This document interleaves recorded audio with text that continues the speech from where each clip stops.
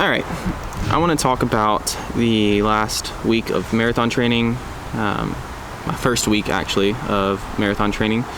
So total mileage, I did 17.4 miles. That was over the course of 5 runs throughout the week. I'm going to break it out each run and kind of the distance and the goal of the run. So Monday was a 3 1/4 easy. I did not take it easy. That was the first day that I was running with the new Nike Vomero Pluses. I was also trying to figure out how to run and balance running with a faster cadence, or using cadence at least to try to increase speed a little bit, but mostly just try to figure out how to keep my heart rate low. But I just found myself absolutely flying way faster than I wanted to, and it kept my heart rate up. So 9:46 was my average pace over 3 1/4. Average heart rate was 173 and a max of 187.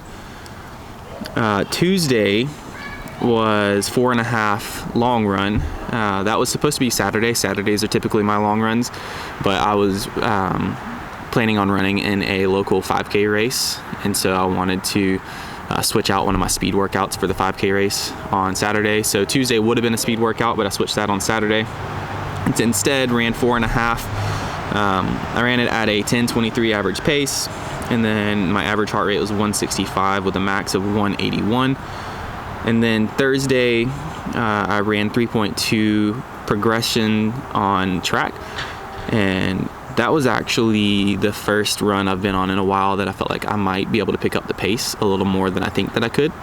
My average pace was 9:08 across the whole run, but my last 2 miles I ran at 8:42 and 8:26 respectively. Average heart rate was 174 and a max of 193, so I was definitely pushing myself, but it felt a lot easier than I thought that it would to try to get up to those kinds of paces. And so that was the day that I kind of realized, like, okay, maybe I could pick up the pace a little bit. I also, on that track run, it was a easy jog for like a half mile or so to warm up, I think, and I was 1 second slower than my 5K PR. And so going into the 5K race on Saturday, after on the track having been 1 second away, I was like, all right, I'm gonna go out and I'm gonna try to just smash my PR. So Friday came, that was 3 easy. So I ran 10:46 average pace with a average heart rate of 161 and a max of 173, which is really good for me. Typically my heart rate's pretty high, so I feel like it's starting to get just a little bit better for the easy runs, or maybe I'm just pacing a little bit better when I actually do run easy as opposed to the first run of this past week. And then Saturday was race day. So my original goal was to see if I could break 2 things. One would be Strava's 5K estimate of 25:53, and then the other was to see if I could break my previous 5K PR of a 27:33. I was pretty confident that I was going to break the 27:33, so my goal was to at least break 27, maybe break 26 and try to get down to the 25 minute and some change mark, try to break Strava's estimate on what I would run. And I ended up running a 23:38, which I was not thinking that I could do, and so I'm super proud of that.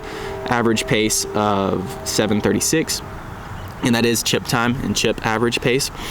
I think Strava or my Coros had me at, I think, like a 23:20 5K, but obviously you got to go by the chip time. So I was super proud of that. Previously, before this 5K, my 1 mile PR was 7:48. And on all 3 of the miles for the 5K, I actually ran faster than that 1 mile PR that I had previously. So I ran a first mile of 7:14, second mile 7:43, third mile 7:42, and then the last point one was 7:06. So I felt really fast. And then because of that, though, Runna, it saw the new PR and it was like, hey, we see that you just set a new PR in the 5K. Do you want to update your marathon training plan to use this PR of your 5K time? And I was like, absolutely, I do. And so I did that, and it took my race day estimates, which my race day for the Atlanta Publix Marathon is on March 1st of 2026. It took my estimate down to, for that full marathon, a time of 3 hours, 30 minutes and 18 seconds. Working backwards, the other estimates that it has for me is a half of 1:39:31, a 10K of 44:20, and a 5K of 20:55. So that PR took me from a goal of trying to break 4 hours at the marathon to now Runna is estimating that I can do it in 3.5 hours. So naturally I am now thinking, cool, let's see if we can run this marathon in 3.5 hours or less. So I'm super excited about that. It's definitely all the speed workouts that I have ahead of me have gotten much quicker. I'll definitely share those as we get closer to them and as I start doing them. So you'll get a look at what those look like, what the workouts are, what the paces are.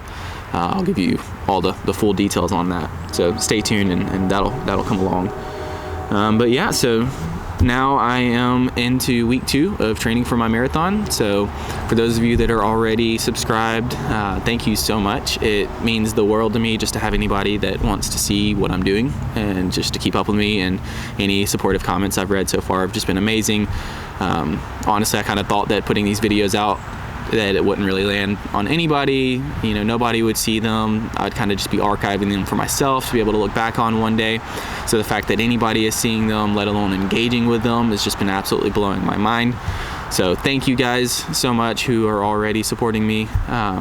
And again, you know, as I've said in a previous video, if I can just get maybe one person to come to the realization of like, why not me? Why can't I go and run a marathon?